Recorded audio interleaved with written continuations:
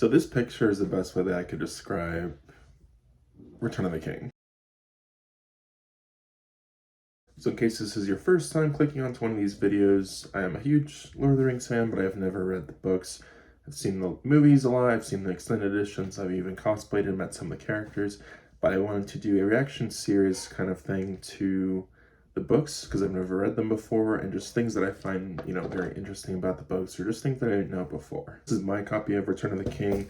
I'm going to do a separate video for the appendixes, whichever one it is. Return of the King is interesting because a decent amount of what happens in Return of the King actually happens in Two Towers. Some of that stuff is actually left out, and when I looked at the page count for Return of the King when I ordered it, I was really excited because I think it's like 512 pages, and so I was like, oh, we're gonna get, a lot of detail. But the book is only actually, this book at least, the pages, there's only 340 pages, so this actually makes this the shortest of the three books. I think it's funny that immediately after Pippin surrenders to Denethor, he, takes up first service, he immediately wants breakfast. Also, this really cool character named Beregond, who is in this book a pretty decent amount, but he sadly never made it to the movies. I do think it is cool that they actually go back to Helm's Deep, Aragorn and all of the Rohirrim, and not only do the Dunedain find Aragorn there, which is really interesting, but Aladdin and Elrohir actually go there as well. In that group, Aragorn, Gimli, Legolas, the Dunedain, and the twins, they're actually the ones to go and find the dead army, or Army of the Dead. And we learned some very interesting things about the Army of the Dead. We learned that they actually worshipped Sauron during the Dark Years. In their oath, the one that they broke was actually to fight Sauron, but instead they fled. After that, we get into one of my favorite aspects of the book, and that is the relationship of Merry and Theoden. The movie,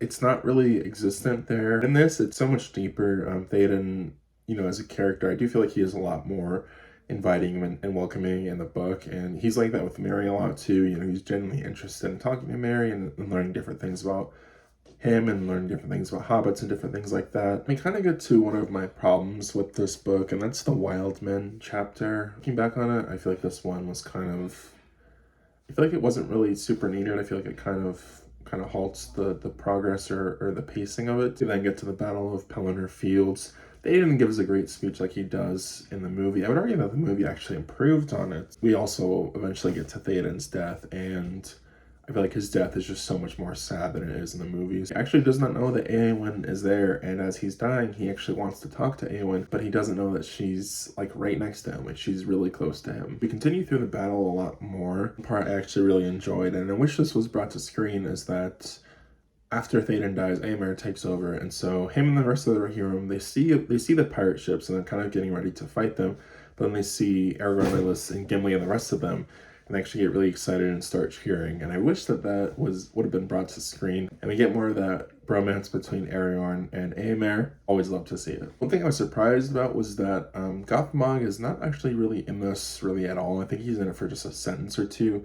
So when I was reading this and he wasn't in, I was kind of wondering if he was just a Peter Jackson creation. And so after the battle, there are quite a few people that are injured or dead. Merry ends up injured because of stabbing the Witch King, and in true Merry fashion, he wakes up and the first thing that he wants is food. Surprisingly, this is something that that shocks me because they ask, Pippin goes to visit him and he asks him if he wants to smoke, and Merry says that he actually never wants to smoke again because he was supposed to smoke with Theoden. So that's just another nail in the coffin of just how sad it was that Theoden passed, because him and Merry really had that great relationship. And then we get to the final battle. There were actually numerous different armies at this battle. It wasn't just Rohan and Gondor. There is no real last speech of Aragorn. There's no for Frodo moment, so I have to give it to Peter Jackson for adding those moments in, because those are such iconic moments. Mouth of Sauron, though, is actually in this movie. There's no war crime by Aragorn this time. When we get to the Sam and Frodo section of this, I forgot to mention, but this book is actually split into two, like Two Towers is, so one part of it is Aragorn and company, and the rest is Frodo and Sam. There's one scene of this that I really wish made it into the movie. Frodo and Sam, after, they reunite, there's actually a Nazgul that's like really close to them. They can hear it. It never discovers them, but it's really close to them. And I feel like there could have been a really great film moment with this that could have really played in the small horror aspect that you kind of get with Shelob. It was funny that when you hear the orcs talking, they actually think that it's an elf and a dwarf that have gotten into Mordor, and they're the ones that are causing the problems. And I feel like that has to be, you know, an intentional reference to Legolas and Gimli. Eventually, Gollum finds them, and Sam actually has a great chance to kill Gollum, but he doesn't because he pities him. So it's a nice full circle moment. I think the book communicates it really well, but the ring can't be destroyed by any one person's will. Its own, it has the will of its own, you know, it's just trying to get back to Sauron. And so the book, you know, there's a sentence, I don't know the exact sentence, but it talks about how the ring couldn't have been destroyed without Gollum. And through like the internet and different things, I've heard that Iluvatar, the god of Middle-earth, actually tripped Gollum. I don't know if there's any validity to that. If you know, please comment that for me. So this, we get my favorite, Gwaihir comes back. I think Gwaihir is the only character to appear in all three that appears in the movies, although he doesn't talk in the movies. They're able to destroy the ring, they're then saved, and then we get this really nice Frodo and Sam coronation. Part of the book I feel like is so relaxing and so healing, and maybe that's a weird way to describe it. That's just how I felt when I was reading it. There's also a lot more development between Eowyn and Faramir and that relationship, and I really appreciated that. It really helps you understand how these two people are kind of meant for each other, and the relationship is fleshed out well, I think, for the time that they have for it. Then get the crowning of Aragorn, him becoming king, and he does a lot of great things that I feel like really, you know, just demonstrate how great of a character and how great of a person Aragorn is. He makes peace with the Haradrim, he pardons the Easterling, and he even frees any of the slaves. Faramir and Aragorn have that great relationship. Faramir is really adored, you know, in these books, and Aragorn actually gives Faramir a Ithilien, which I thought was really cool. So Eowyn goes with him, and Eowyn has this new purpose, and it really fulfills her character arc as well. In my Two Towers review, I talked about how Arwen, Legolas, Gimli, Merry, and Pippin, how they hang out in Isengard, and it kind of reminded me of Ferris Bueller's Day Off. And one moment that I really love and adore, and I really wish that this could have been brought to film, is that the Fellowship hangs out in Minas Tirith for a while, and you really get this time to sit and bond with them and kind of rest with them, and I think it's such an amazing time. Destroying of the Ring actually ends the Third Age of Middle-earth. I believe this is stated at the end when Frodo was talking about his book and whatnot. Well, interesting that, you know, this is what brings the Fourth Age of Middle-earth. I'm wondering if there are, you know, any stories going over the Fourth Age of Middle-earth. And this one I love even more is when all of the elves show up to Minas Tirith. Glorfindel shows up, you know, I love Glorfindel. We get Arwen, we get Elrond, we get Galadriel, we get so many elves show up, and the elves are my favorite in Lord of the Rings, and so I'm really happy that we got to see more of them and that they showed up. I'm wondering how, you know, it goes to where people can sail to the Undying Lands, because Arwen actually talks to Frodo a little bit, and she not only gives him her seat to the Grey Havens, she also gives him her Evenstar necklace, which I thought was really cool too. So in Two Towers, when Gimli and Éomer meet, it's kind of the same as the film. Gimli talks about Galadriel a little bit, and Éomer is kind of like, he's kind of like, I don't care about any of that. And so later on in Two Towers, Éomer actually apologizes to Gimli, and Gimli's like, if you ever talk bad about her in my sight, we're gonna fight, essentially. And so they come back to this conversation, and Gimli is like, well, what did you think? Because Éomer has seen Galadriel at this point.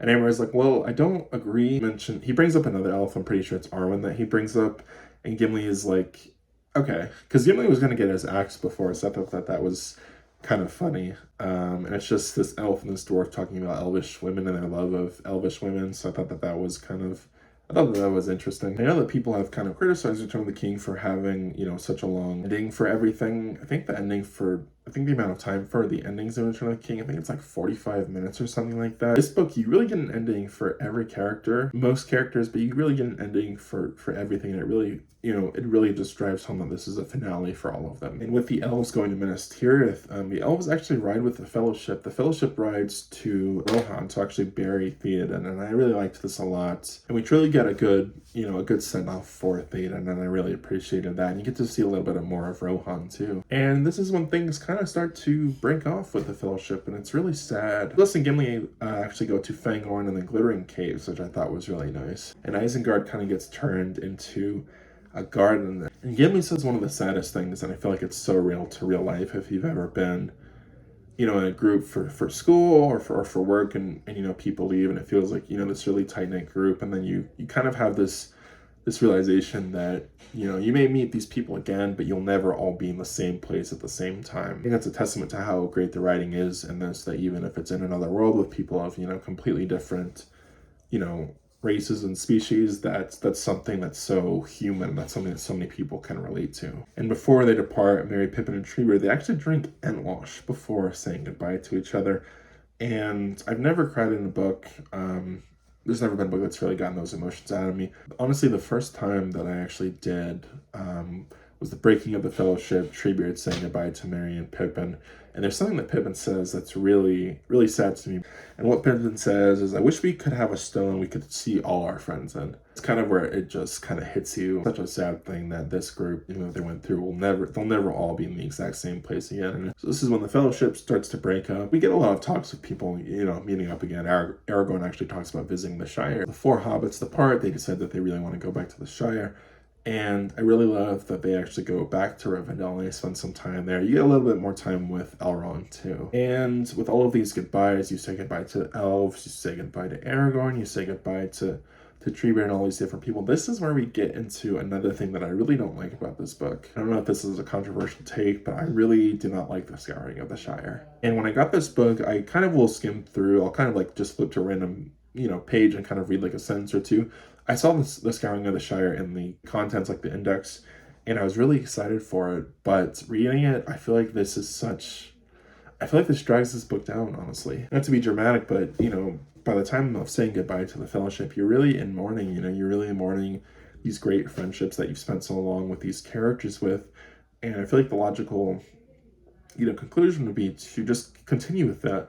But I feel like the Scouring of the Shire interrupts this so much. I feel like this kind of kills the pacing. At this point, you've been saying goodbye to people for, a chapter or two, maybe even more, and you're kind of, ready for this to end, as sad as it is, but there's more fighting. And it's not completely bad. Merry and Pippin kind of lead, this whole attack. You really get to see that character growth in them from Fellowship to now, to where, they were these kids before, these, young adults, but now they're, these full-fledged leaders. Saruman and Wormtongue are there. This part of the book, it kind of just feels like a cartoon to me. I feel like Saruman should have died a lot earlier. I feel like Peter Jackson actually got this better. I just feel like leaving this out would have been a lot better. I know I don't like the Scouring of the Shire, but I do feel like this does kind of give more of a reason for Frodo really wanting to leave. The entire time throughout the books, the Shire has been that one thing that's really given them hope. After Frodo goes through this, immense trauma, he comes back to the one place that he thought, that would be there for him, and it's completely destroyed.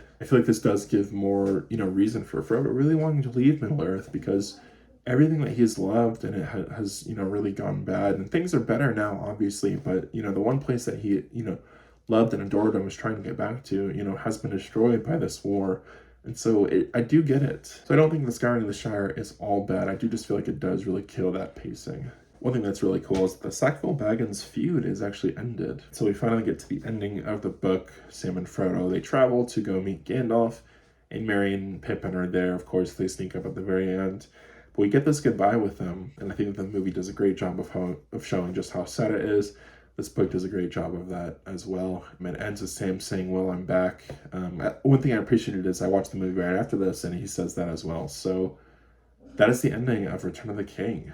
And so we reach the end of my reading The Lord of the Rings. I have to say, as someone who's fallen out of reading for a very long time, getting to read these books and experience these stories and discover all of the new things has been really amazing. Sad, with the ending of this book and, saying goodbye to all of these characters, but I'm, also kind of sad that, this is the ending of me reading Lord of the Rings. Now, with my past two, I've done, hopes for my next book. Because this is the end of the trilogy, I can't really do hopes for, Lord of the Rings 4 or anything past that, because it doesn't exist. You have to go back, so I'm actually happy to confirm that I have actually read The Hobbit at this point. By the time I finished Return of the King, I was so interested in this world that I could not wait. I finished The Hobbit in a few days. So I don't have any hopes for The Hobbit because I've already read it. I will do a video on that. So as it stands, we are done with reading Lord of the Rings. I do feel kind of sad. These are definitely going to be books that I read every year. I'm already planning and looking at getting different versions of them. This is not a one and done thing. This is going to be a yearly thing, maybe even more than once a year. And if you have made it this far, thank you so much for tuning into my Reading Lord of the Rings series. I have had an absolute blast getting to read these books, watch these videos. Thank you so much for tuning in. It's been really fun to go through all this stuff and share all my thoughts. But I will see you in the review for The Hobbit, which will come very soon. So again, thank you so much for tuning in, and I'll catch you in the next one.